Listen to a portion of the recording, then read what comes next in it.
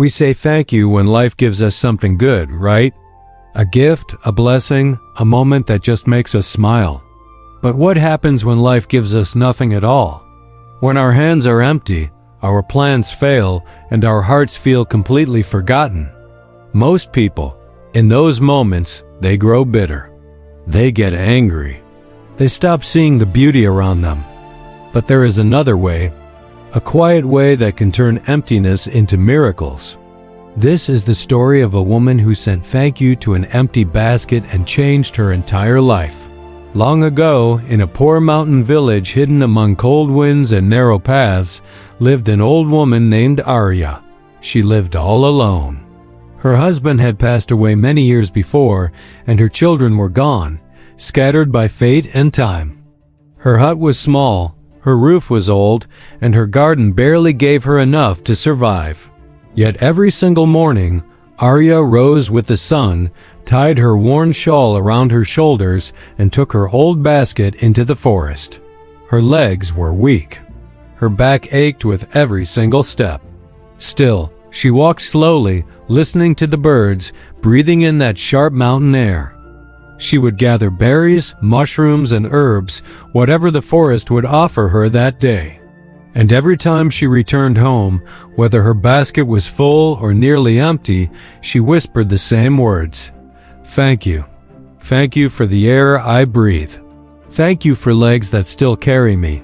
Thank you for another day. The villagers watched her with pity. Poor Arya, they would say, old, alone, and with so little. What could she possibly be thankful for? One neighbor even warned her, winter is coming. You need help. But Arya only smiled gently. I have enough, she said. I have warmth when the sun rises. I have a roof that keeps the rain away. I have hands that still work. To her neighbors, it just sounded foolish. They saw only what she lacked. But Arya saw what remained. One cold autumn morning, the sky was heavy with gray clouds. Arya walked into the forest just as she always did. The wind cut sharply through the trees. She searched for hours, moving slowly, carefully. But that day the forest gave nothing.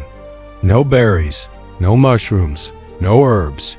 Her basket stayed completely empty. As the sun began to sink, her body grew tired. Her stomach ached with hunger. She sat down beneath a tree, holding the empty basket in her hands.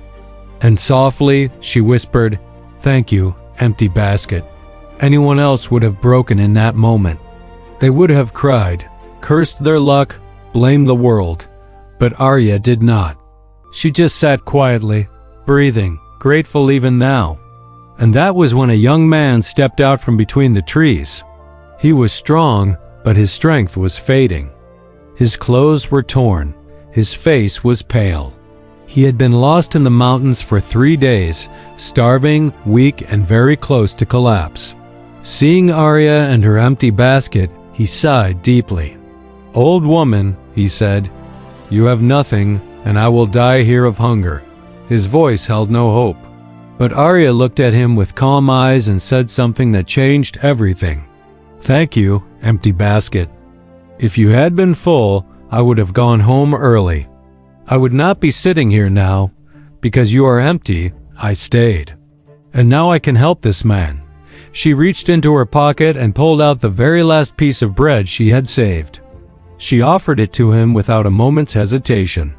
"I have warmth at my fire," she said. "I know a short path out of this forest, a hidden path you cannot see." She helped him stand and guided him step by step through the trees along a narrow trail that only she knew.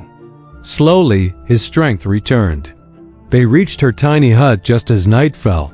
Arya lit the fire, made some warm tea, and wrapped him in a blanket. The young man stared at her in disbelief. "You thanked an empty basket," he said. "You saved my life when you had nothing." Tears filled his eyes. He had never seen gratitude like this before. He later told her the truth. He wasn't just a hunter. He was a wealthy merchant from a faraway city. His caravan had been destroyed in the mountains. He lost his goods, his workers, his pride. Wandering alone, he truly believed the world was cruel and empty. But Arya showed him something different. He stayed in the village until his strength returned. Then he left, but Arya was never forgotten. The merchant returned with food, clothes, and firewood. He helped rebuild her garden. And each visit brought not only gifts, but laughter, stories, and a deep gratitude he had learned directly from her.